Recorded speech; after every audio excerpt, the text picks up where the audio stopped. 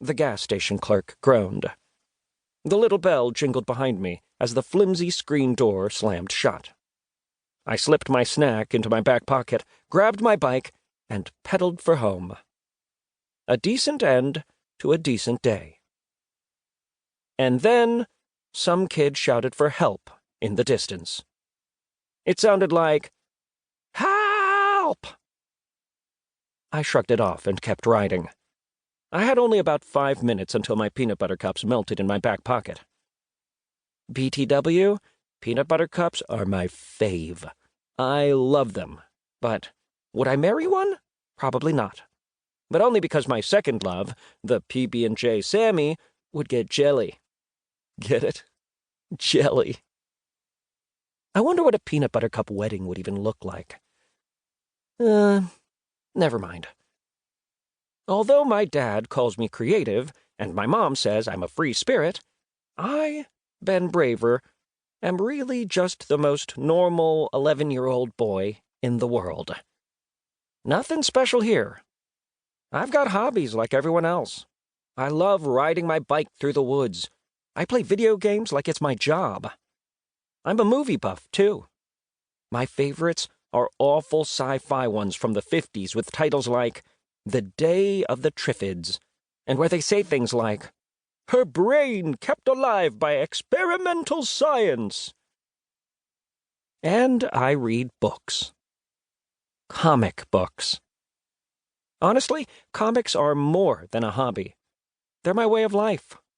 It's soups nerdy, but I secretly dream of becoming a superhero. I bet you do, too.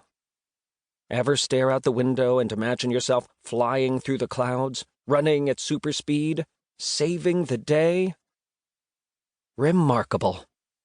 That's what I'd be if I were a superhero. If I were, then maybe kids would actually notice me. But I'm not, so they don't. I'm the soggy fries at the bottom of the carton, the powder at the end of a box of cereal, the last kid standing when teams are picked. Unremarkable. That's me. But it's all about the journey, right? That's the part of comics that sucks me in. Being a superhero is more than having powers. It's about the struggles and the choices heroes have to make. It's about deciding to do the right thing even when the right thing is the hardest thing to do.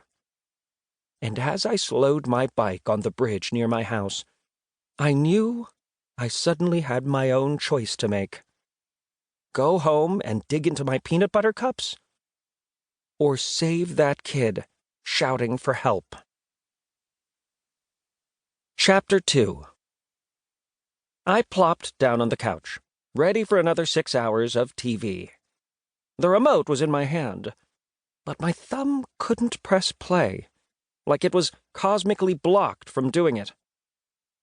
Because I knew I had just made the wrong choice.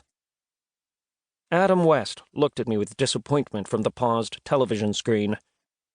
All I wanted to do was watch TV, but something told me I needed to get back out there. Flippin' eggs, I sighed, tossing my snack aside, and then I headed back to the garage to get my bike. I think it's what Adam West would have done. Soon, I was coasting down the sidewalk toward the cries for help.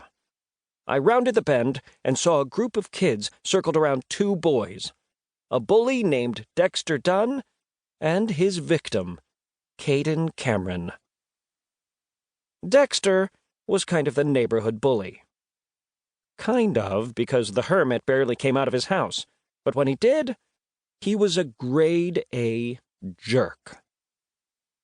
Dexter Dunn. His family was mysterious, mostly staying indoors. They were a work-from-home, school-at-home kind of family. Dexter had an older sister, too, but I think she was sent away to military school or something a few years ago. Either that, or his family hid her in the attic for some reason. The boy in trouble was Caden Cameron. He sometimes took his dog to play in the creek under the bridge. "Stop it! You're gonna hurt him!" Caden shouted.